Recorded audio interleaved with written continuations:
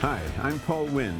Welcome to Head On, a show about interesting events and activities that take place in Nanaimo and on Vancouver Island. And tonight we have two special guests with us to talk about things around Black History Month. And to do that are members of the Nanaimo African Heritage Society. We have Sheri Berry and Shalema Gantt. Welcome, ladies. Very good to be here. Yeah. Well, so we're almost halfway through Black History Month, and you've already had some activities because, what was it, at the library, what was it, the 12th? Opening ceremony at the 12th of February. Yeah. Mm-hmm. How did you feel about that, the opening ceremony? I thought it was good. You know, I always like to do something in the middle of the city. It's nice to have people come down that's middling around the city and come in and see what it's all about. Yeah, so it was good. You know, one of the questions that I always get asked is, people ask me, why do we celebrate Black History Month? And so, I don't know, either one of you have got an idea of why we do it. Maybe you could enlighten me. Well, I was told a long time ago reading, I found out information about Carter G. Wilson, and that Carter G. Wilson had started Black History Week. It was first a Negro week, 1 week, and then it amalgamated into a whole month. But for me, celebrating Black history just simply means that I really admire the contributions of all the pioneers, and there's so much rich history that we don't know about, and I keep discovering history all the time because growing up, even though I grew up in the States, I heard a lot about history, but not the way I'm learning about it now. Yeah. I don't know. How about you, Sheri? I think for myself, in high school, you're learning about how the Black Trail up into the Maritimes, we learned about that in school, but I really didn't know anything about how Blacks came to BC. So I was really interested to meet Shalema and learn more about that path. We're excited to really educate the community about that as well. Yeah. You know, one of the things that I find that the population is ignorant about is about, I think it's 20 years ago now, that the Canadian government announced Black History Month as an official, date of designation. I mean, there's no time off, like we don't close businesses and things like that, but it was recognized as an important event, and most Canadians don't know that, and I don't know what one can do to maybe publicize it a little bit more so that more Canadians know about it.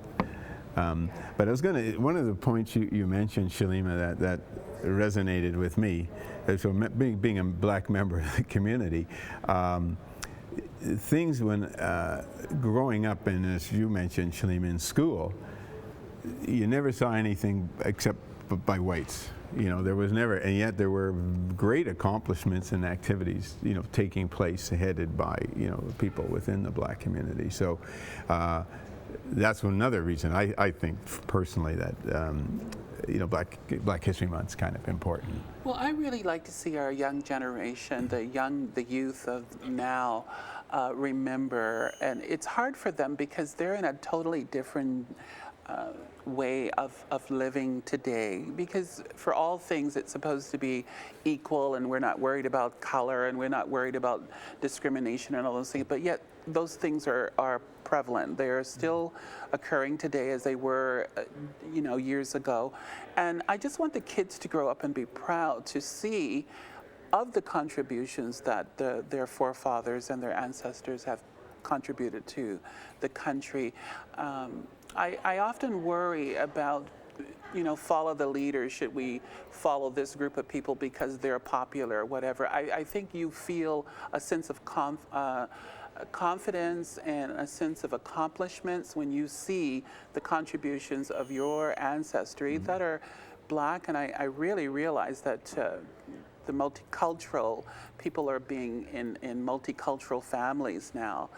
But I don't want people to forget the contributions of the Black pioneers and the contributions that continues to happen of people of color, people of black race in our world, in our community, in our country. Well, you know, it's funny that the children, young people, the young people today, you know, their concept of accomplished blacks are musicians and athletes. Yeah. You know what I mean? Like Basketball, football. Yeah, you know, what about scientists? You know, or people who writers. You know, people in other forms of the arts, and sometimes just ordinary people who do extraordinary things. You know, not all the time, but on occasion. You know, that don't get the recognition.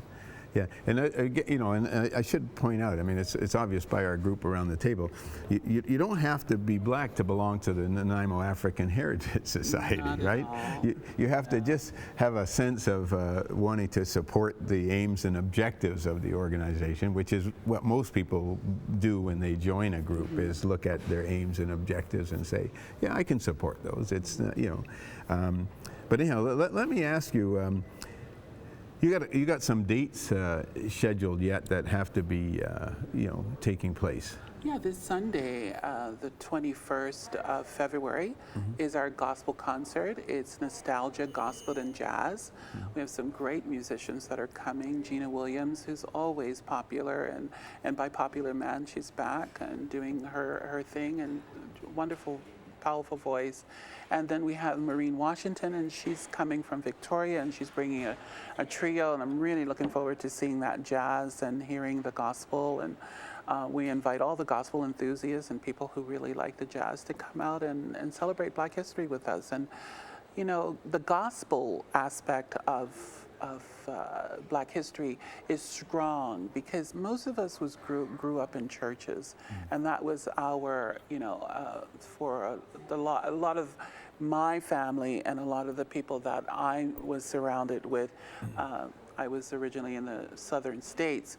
We were born with the gospel, with serving God and being a Christian and having that. So that's the reason why the gospel. And I know that there's a lot of people in Nanaimo that really like the gospel, and it's a joyful noise, right? I think that's what I love too, is really the source, you know, that you look at the history of the blues, you know, jazz, a lot of the gospel music. When you pull all of that together, it really encourages the whole community to come and celebrate together. It's not just for Black people, it's everyone gets to enjoy that music. Well, that's right. I mean, music is so universal, you know, and as they say, it soothes the beast or whatever, but yeah, that's it, the savage beast. There was, and I was thinking about, you mentioned the church, and you're right, because the church played such an important part in the lives of the Blacks who escaped out of slavery in the States, or those who, I'll say, immigrated out of the States into Canada. And that's why we had the African Methodist Episcopal Church, and they were Baptists. Some of them ended up embracing even the Catholic and the Anglican, you know, churches. But the church did play a very key part in that community. So that, you're right. So the music associated with the church makes sense. Having that faith and having something to believe in. I mean, I couldn't even begin to think what it could be like being an enslaved person, but to have some kind of salvation, to have something that you certainly look up to. And I think that people that had the spiritual upbringing or the spiritual around them was encouraging for them. So I think that's large. Our next program is the finale, which we usually wrap everything up, and that's around the 27th of February, and that's on a Saturday night. Oh, good. We normally do it on a Sunday, but we decided that people can come out and dance the night away. Awesome performer, Ezra Kazera, and he's just, I don't even know how. Been here before with your group? He's very popular. Like, his music will move you. I mean, for those who sit and say, I don't want to dance, they usually get up and dance. Or dance in the seat. They go sit down. They're moving. Moving in there. But you know, I was going to ask you, like, how how do people get to join the Nanaimo African Heritage Society? Well, one way is to come out to the events, because that's the time that we usually have some special offerings to become members. But you can always go on the Nanaimo African Heritage Society, www.Nanaimo African Heritage Society, and find out more information of how to become a member. But you're certainly welcome to call the office and or come out to the events, because that's a really special times, because that could get you a little bit off your ticket and things like that. So it's a great time to come out and do when we're doing fundraisers. Yeah. But you guys do stuff outside of Black History Month too. I mean, Black History Month isn't the only time of the year you have activities. I think that's when I first met Shalema, was at Canada Day down in Swalana Lagoon, had a booth, and that's when we first got introduced. And then we met again at the Blues Festival. So there's so many wonderful events, social community events that we're part of. Well, I know that because I had the opportunity to speak with Shalema earlier about, because we know that April the 25th in 1858 was the sort of the mark where almost 2,000 black people arrived in Victoria, aboard the Commodore steamship. And coming up in 2018 is the 160th anniversary of that event, and I know we talked about something to do, try to create a celebration around that activity. I think would be important, because that's a pretty substantial number of immigrants and a very important time, I think. I think that would be a wonderful time to try to bring other organizations like-minded that celebrates Black history, try to invite them all into a forum that we can all come together. So I think we all share a lot of the history, and we talk about, for me, I see Black history kind of, it's lackluster a little bit. We work hard in our society to try to bring things forward for celebrating Black history. But when you look at BC as a whole, you try to see if people are out there celebrating. Is it something that people really accept, that they want this in the communities? I know that the average people love to come out and hear about the culture and hear about and share the information that is given during Black history, but I do worry how we will continue to strive and keep it going. And I think one of the ways is this anniversary year coming up would be a great time to invite people to get together and just reinforces, doesn't it? Yeah. But and I appreciate that it doesn't mean that bigotry, racism, discrimination are going to disappear. Because that's our society, we tend to do that a lot. Not just against black people, but we hear talk about bullying, you talk about sexism, it's something that happens all the time. We seem to be hardwired to try and treat people who we perceive to be different negatively. Even though as Canadians we pride ourselves on our acceptance, our multicultural, ability, but a lot of it's kind of hidden or not discussed or just kind of pushed aside. So I think this is really important that we educate children about the real situation. Well, one thing I noticed as a newcomer to Nanaimo, a relative newcomer, a couple of years, I noticed that there's a lot of the white South Africans in Nanaimo. Well, they're African. That's the reality, and they have a slightly different culture, obviously, than the blacks. But I don't know if you have any white South African members of the society. Well, I know some white South Africans. I certainly would invite them to come to the table like I invite anybody else to come to the table. I think the most diverse that we have is the better for everyone, because we can have these open discussions and we all experience Black history, or for me, being a black woman living in a smaller community, we all have our own individual experiences, and sometimes it's nice to share those. And I don't know what it's like for someone who had to maybe flee from South Africa and live now in North America. Do they understand why someone would celebrate Black history? I've been often asked that question: why do you celebrate Black history? Do you think yourself is special?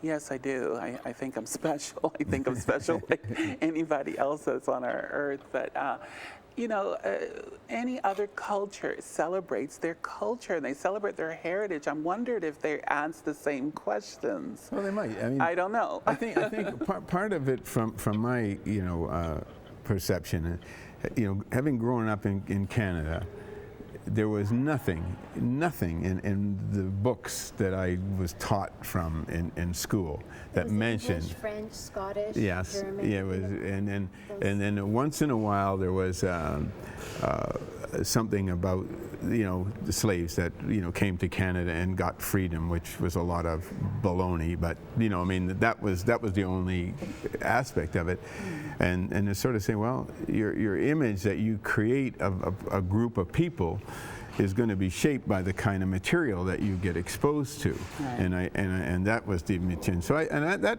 really affected how white people in Canada saw black people in Canada too.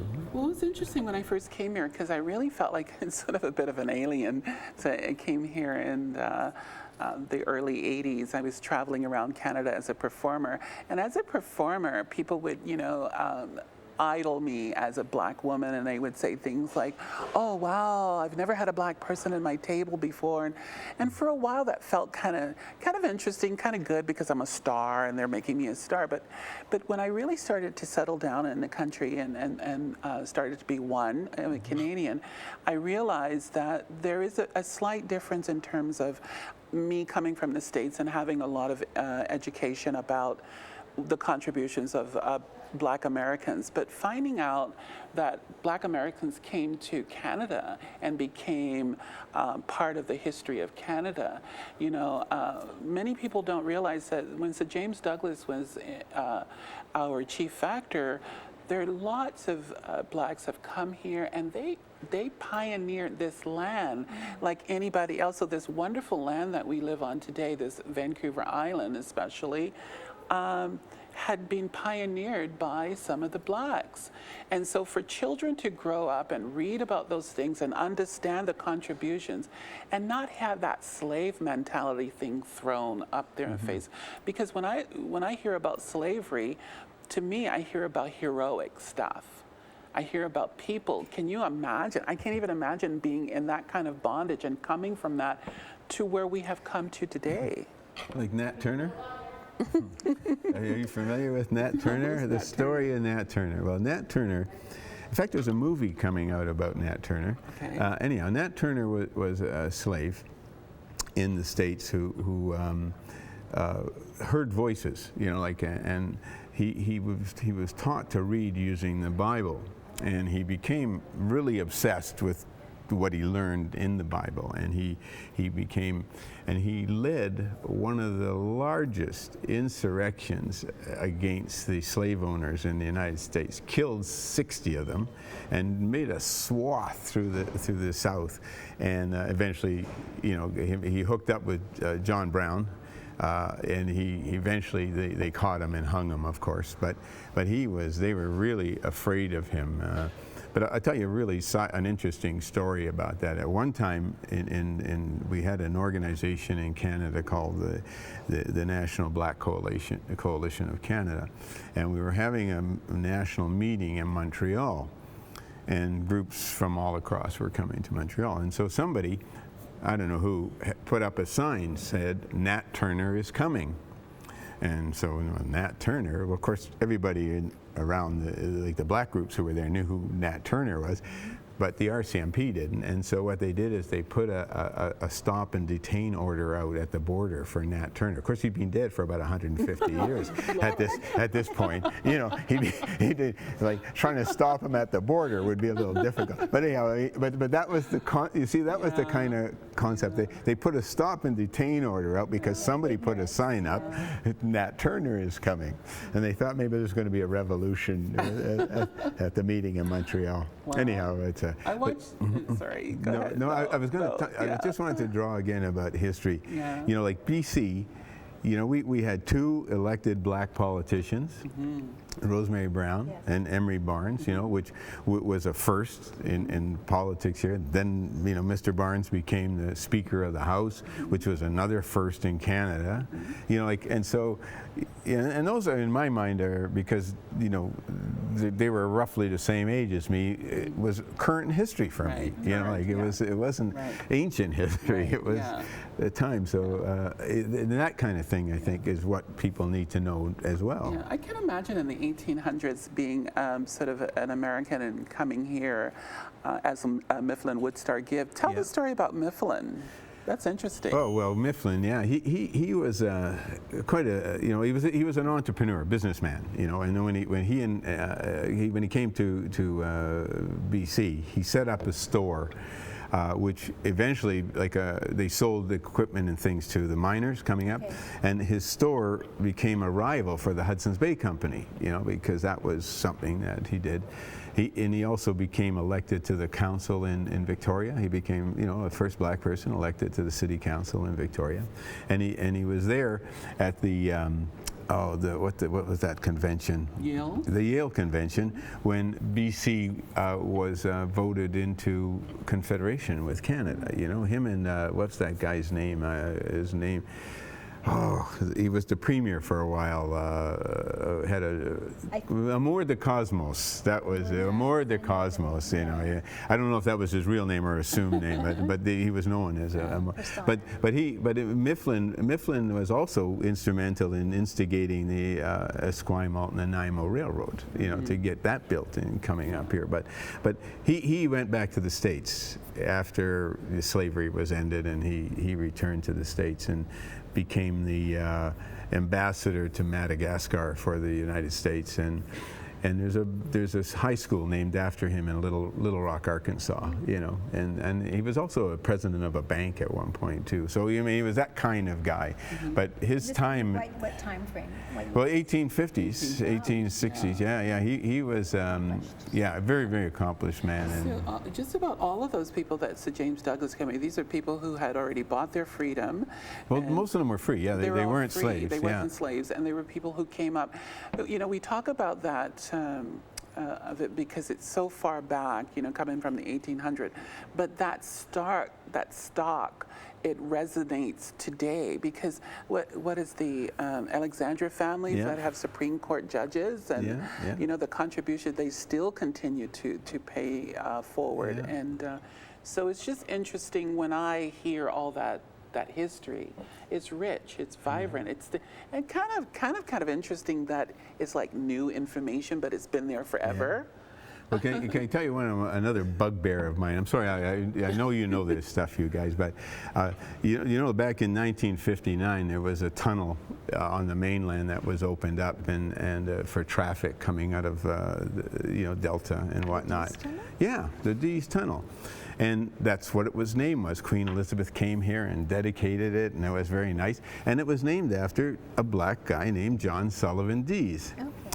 1969, the government of the day decided that, there was in the 1930s, there was an Irish immigrant named Massey who came to Canada. And so they changed the name to Massey. And didn't. I still think of it as the Dease Tunnel. Yeah, me too. And they didn't discuss this with the black community. We're going to change the name. So now they're building a bridge. And so I want the bridge named after Dease. You know, they can still call the Massey Tunnel the tunnel if they want. But I didn't know that story. But what happens is, the point I guess I was trying to make is they just disregard the black community. I wonder if they would have done it if the Irish community said, well, we're going to change Massey to Dease. How they would have felt about that. Anyhow, look, we got about 4 or 5 minutes left here. Is there anything else you want to get on the table to help things with your organization? Oh, I don't. It doesn't matter to me if you know, the thing about we're also diversity is even in the black culture. So it doesn't matter to me what culture you are. We invite the Nanaimo African Heritage Society invites the community to come, the whole community, whoever you are, to come out and celebrate and find out some interesting things that we've found out about history. Enjoy the music and this Great year, food, wonderful food. It's one of the things that we break bread with everybody. And so we just just really want you to come out, and if you have questions or not understanding Black history, our doors are always open. Give us a call or check us out. We invite you to come Hard out. to hate good food, great company, good music. I mean, hard to hate that, you know. I think it's funny that, but you're right. I mean, I know that you usually get a reasonable crowd that comes to these things, but it would be nice if they could double the numbers, you know. We need the numbers. We have shortenings of city funding. We want to be taken more seriously in our community. 16 years we're celebrating, by the way. That's no small defeat. No.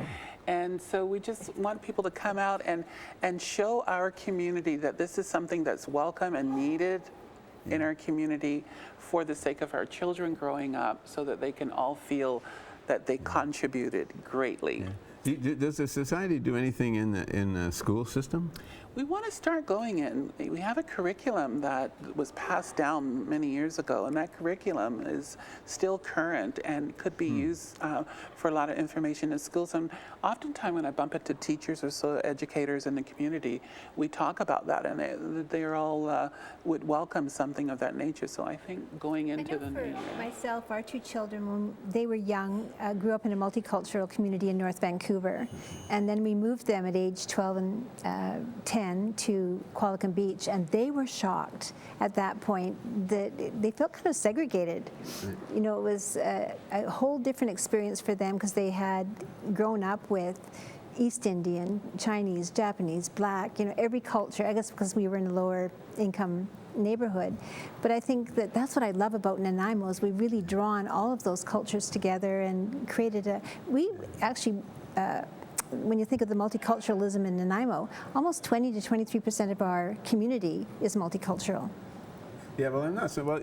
See, this is something that a discussion about the Black community. The Black community is a multicultural community. I mean, you know, it's such a multi. All over the world. Yeah, and I know they've changed the map of the world at one point. You know, there were countries that used to be in Africa are now in the Middle East, but I don't know how that happened. Maybe there was a separation of something over the years. The map gets redefined. But anyhow, you're right. It's people have to understand it. The thing I liked about the Nanaimo African Heritage Society is its openness, it's welcoming. Yeah. You see, that was the thing, you know, it's not restrictive, it's not exclusive, you don't have to be rich, you don't have to be poor, you just have to, you want to have a good time and participate in the activities. Yeah, you know, and you get an education in the same time, which is kind of nice, you know. Education that you get to share everything. I mean, aren't we known as the cultural capital of BC? I know, Harbor City or something. Yeah. We won that award, I think. We won that award in 2000. Okay. Well, that's kind of nice. And maybe people will come out and let some of the culture rub off on us. Come on out. Let's party. Yeah. Well, I'm afraid our time has come to a close here, but I'd like to thank you for participating in this. It's been really enjoyable, and you know, I always like talking about my people anyhow, so that's kind of good. But I want to encourage the viewers who watch Head On. If you have any ideas or suggestions that you would like us to bring on Head On for discussion, just look at the number on the bottom of the screen and call Melissa, and she'll be glad to slot you in, and we can phone you and talk to you and get you to have your group's activities aired on the show. Not the show, this is Head On, just so you don't get confused with the other show. Anyhow, I really appreciate your attention and your viewership. And again, thank you too for coming. I really appreciate it.